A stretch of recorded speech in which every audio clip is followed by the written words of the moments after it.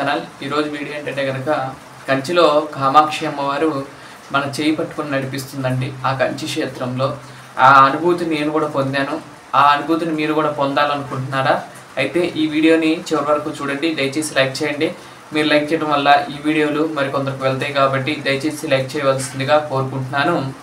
అయితే మేము గత నెలలో కంచి కామాక్షి అమ్మవారి యొక్క దర్శనార్థం కంచి వెళ్ళడం జరిగింది. అరుణాచలం వెళ్ళి ఆ తర్వాత నుండి కంచి వెళ్ళాము.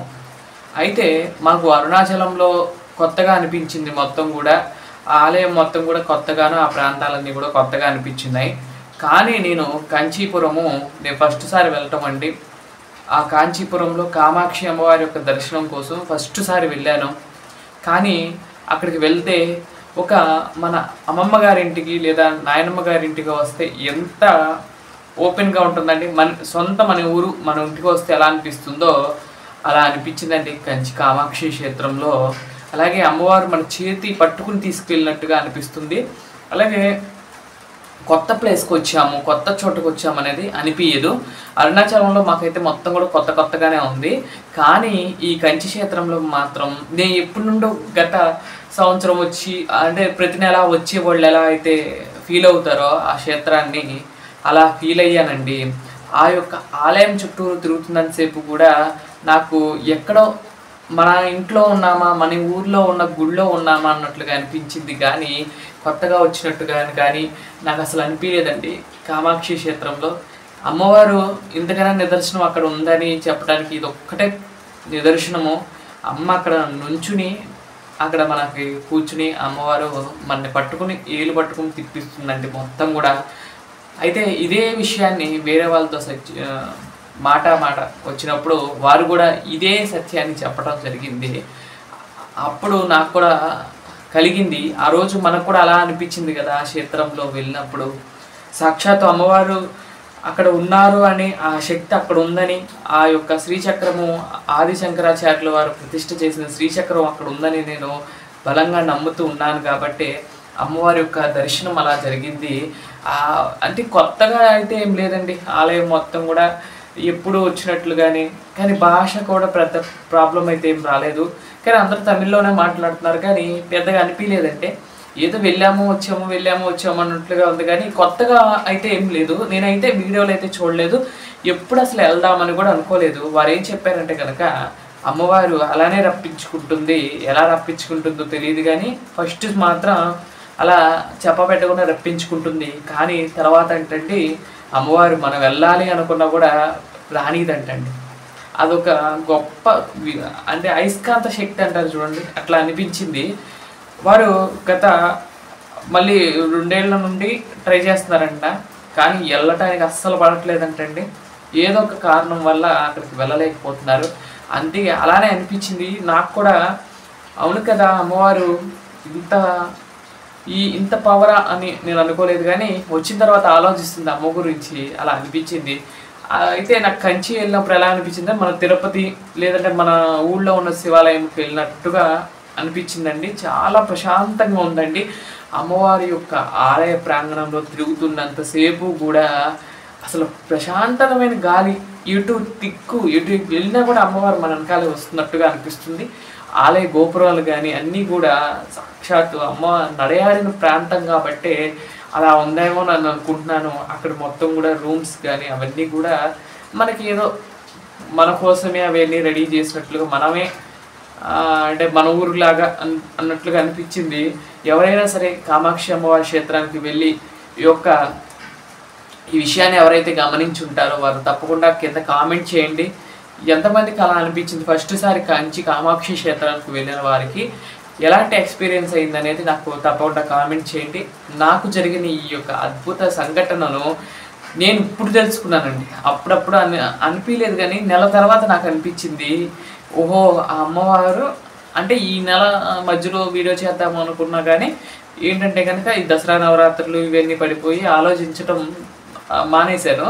ఇప్పుడు ఆలోచిస్తుంటే ఆ యొక్క సంఘటన నాకు బాగా గుర్తొచ్చింది. అది మీతో కూడా పంచుకుందాము. సాక్షాత్ అమ్మవారి యొక్క క్షేత్రము మీరు కూడా ఎవరైనా సరే వెళ్ళి చక్కగా అమ్మవారి యొక్క అభిషేక సేవలో మీరందరూ కూడా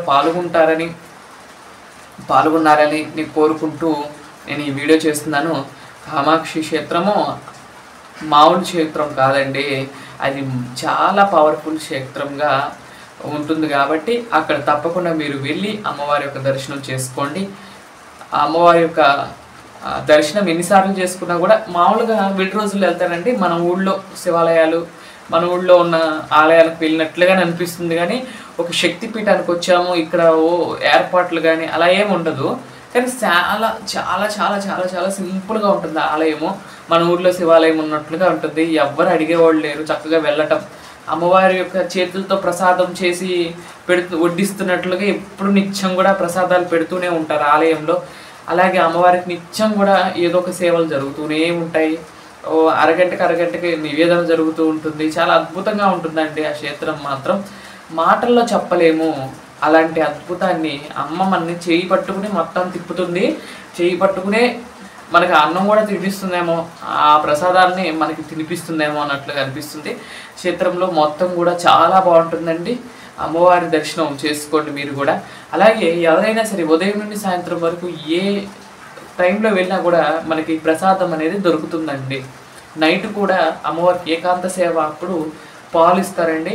ఆ పాలు అమ్మవారికి నివేదన చేసిన పాలను కూడా మనకి స్వీకరిస్తూ ఉంటారు.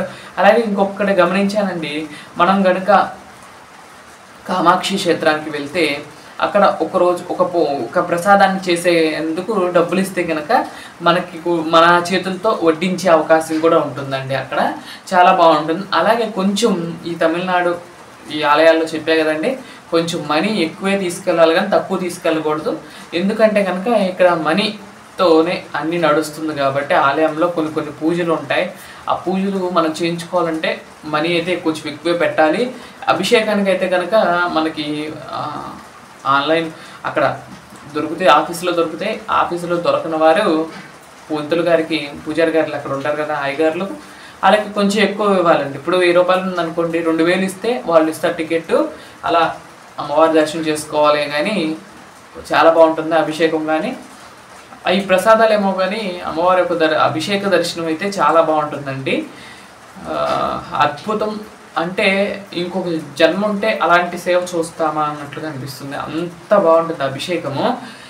మాటల్లో చెప్పలేమండి. ఆ అమ్మవారి యొక్క ఆ నిజరూప దర్శనం ఆ ఒక్కరోజు మాత్రమే అదే ఆ సమయంలో మాత్రం ఎవరైతే అభిషేకానికి వెళ్ళారో వారికి మాత్రమే జరుగుతుంది. కాబట్టి అద్భుత దృశ్యాన్ని మీరు చూడాలి అంటే కనుక తప్పకుండా డబ్బులు కట్టి వెళ్ళండి. చాలా బాగుంటుంది. డబ్బులకి న్యాయం అయినట్లుగా ఉంటుందండి ఆ అభిషేకము. ఎప్పుడు మనం డబ్బులు కట్టామే అన్న ఫీలింగ్ కూడా రాదు ఆ అభిషేకం చూస్తే. ఎందుకంటే అమ్మవారి నిజరూప దర్శనం ఎంతమందికి తగులుతుందండి. రోజు కూడా అమ్మవారికి అలంకరణ చేస్తూ ఉంటారు కాబట్టి. అలాగే మనం తీసుకువెళ్ళిన చీర కడతాం కూడా చాలా అద్భుతం.